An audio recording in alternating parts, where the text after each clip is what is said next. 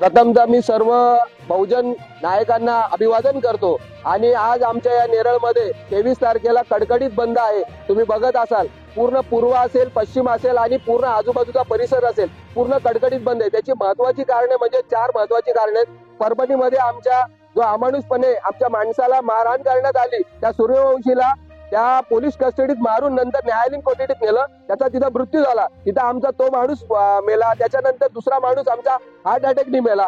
त्या निषेधार्थ तसेच आमच्या संविधानाची प्रत किंवा संविधानाचं बाबासाहेबांचं जे संविधान आहे ते भारताला प्रत्येक गरीबाला असू दे, महिलांना असू दे आणि सर्वच लोकांना जे अधिकार मिळाले त्या संविधानाची प्रत जाळण्याचा किंवा त्याला अपमान करण्याचं जे त्यांनी काम केलं त्याच्या निषेधार्थ तिसरी बाब आहे महत्वाची म्हणजे ज्या बाबासाहेबांचं संविधानावर देश चालतं त्या बाबासाहेबांच्या विरोधात ज्या अमित शहाने संसदेमध्ये जे वक्तव्य केलं, त्यांनी काय वक्तव्य केलं? त्यांनी सांगितलं की बाबासाहेब आंबेडकर आंबेडकर आंबेडकर कितना दिन नाम लोगे, उससे अच्छा भगवान का नाम लो, तुम स्वर्ग में जाओगे। अरे तू पहिले स्वर्गात जा, तू मर पहिले आणि तू मेला ना।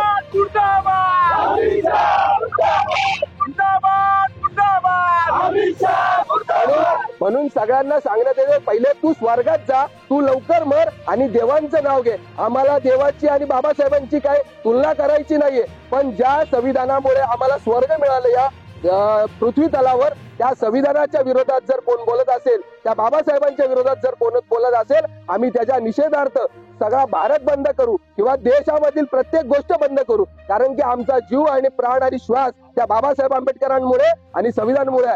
चौथा आमचं प्रकरण आहे बीड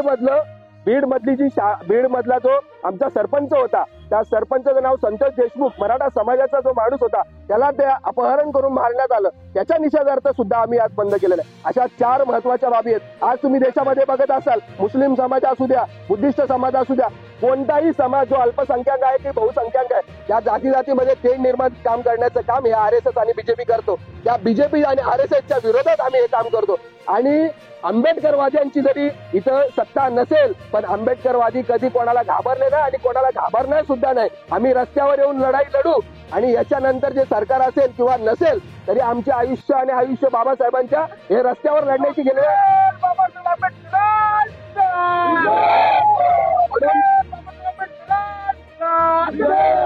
मी महत्वाचं म्हणजे सगळ्यात सांगण्यात येईल की बाबासाहेब आंबेडकरांच्या या संविधानासाठी आमच्या इथं फक्त नेरळमध्येच नाही तर पूर्ण भारतामध्ये बंद झालेला आहे। प्रत्येक ठिकठिकाणी त्याचे निदर्शने होत आहेत, पण आपल्या या नेरळमध्ये कडकडीत बंद झाला। मी व्यापारी संघटनेचा, मी इतर सर्व रिक्षा चालक असतील, सर्व दुकानदार व्यापारी असतील, टपरीधारक असतील, मी सगळ्यांचं मनापासून आभार मानतो की तुम्ही अमित शहाच्या निषेधार्थ स्वतःची दुकानं बंद केली। आमचा नेरळकर हा एकमेव सगळ्यांच्या बाबतीत हा पाठिंबा देतो आणि याच्या विरोधात जर कोण आलं असतं आज त्याला आंबेडकरवादी लोक काय त्याला आम्ही दाखवून दिलं असतं।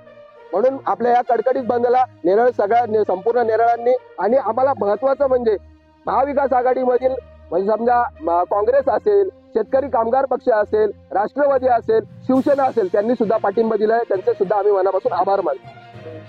जिंदाबाद जिंदाबाद संविधान जिंदाबाद मुर्दाबाद मुर्दाबाद अमित शाह मुर्दाबाद मुर्दाबाद मुर्दाबाद अमित शाह मुर्दाबाद मुर्दाबाद मुर्दाबाद अमित शाह मुर्दाबाद।